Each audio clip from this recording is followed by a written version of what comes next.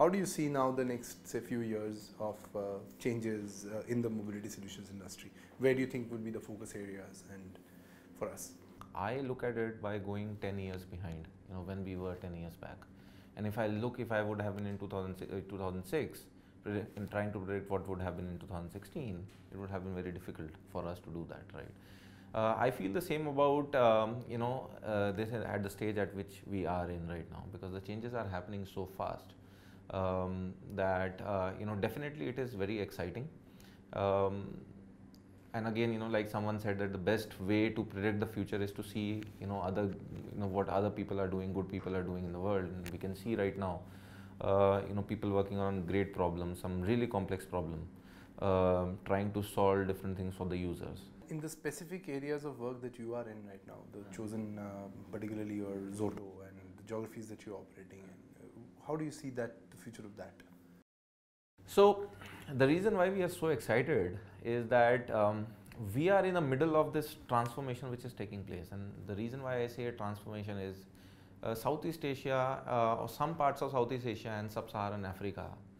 The reason why the transformation is taking place is that, while for the other parts of the rest of the world, the developed parts of the world, it was a wave where, the first wave was internet, and then the mobile, and then the smartphones and everything else, right?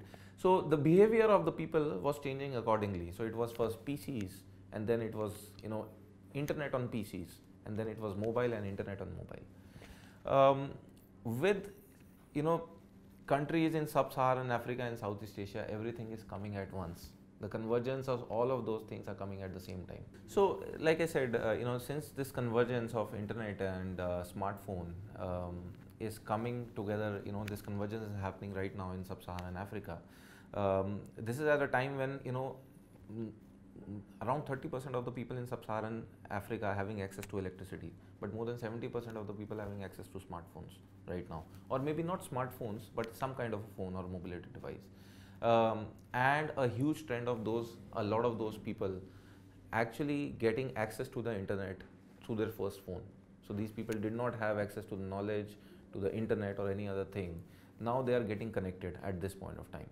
So that has been this has been unprecedented, has not been seen in a lot of other markets.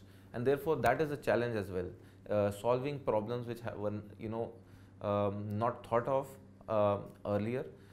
Solving problems which provide real value to the users is something that we have a great opportunity with, and that's why we are very excited. What we are doing with Zoto specifically right now is providing the users a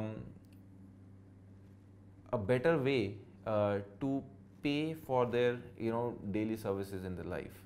What we see right now, a bigger problem in Sub-Saharan Africa is right now we are in Nigeria, and specifically with Nigeria also is because of the problem of security, with the problem of cash, a lot of migrant population, a lot of uneducated people, sending money from one place to the other, or let's say paying for a particular service is a problem, whether it is a urban center or a rural city or a town or a village. It's a big problem right now. We are trying to solve that problem leveraging technology. That's what we are trying to do. The value of this technology is more with people who have lesser income. A person in Sub-Saharan Africa in a country or in a town which is let's say 50 kilometers away from the nearest center, if is able to get some kind of a predictive alert, or the doctor or the health center getting a predictive alert about something wrong getting, and those people going at time to this person to give the services, is much more rather than a person who would be there in a developed country. And therefore the impact that we can make in the lives of the consumer. What do you think are the major hurdles or challenges that Comviva has to overcome to get there? We have to keep our eyes and ears open even more while we are doing a lot of things. I think we have to be a lot more closer to the ground. We cannot leave it to the insights from our clients, let's say, to drive what the product is. That's what we are doing right now, but we have to be, do it more consistently. One thing which I have understood by providing service to the user is that nowadays the mindset is shifting from a product to a service. While the product was selling, it was a one-time activity of selling it to a client, right? A service is providing a consistent quality over a period of time. So you have to provide a great service, and for that, providing the great service requires a lot of dedication in terms of the quality being top notch at any point of time. So the focus on quality, and having our ears to the ground, and having knowing the real problems and doing it consistently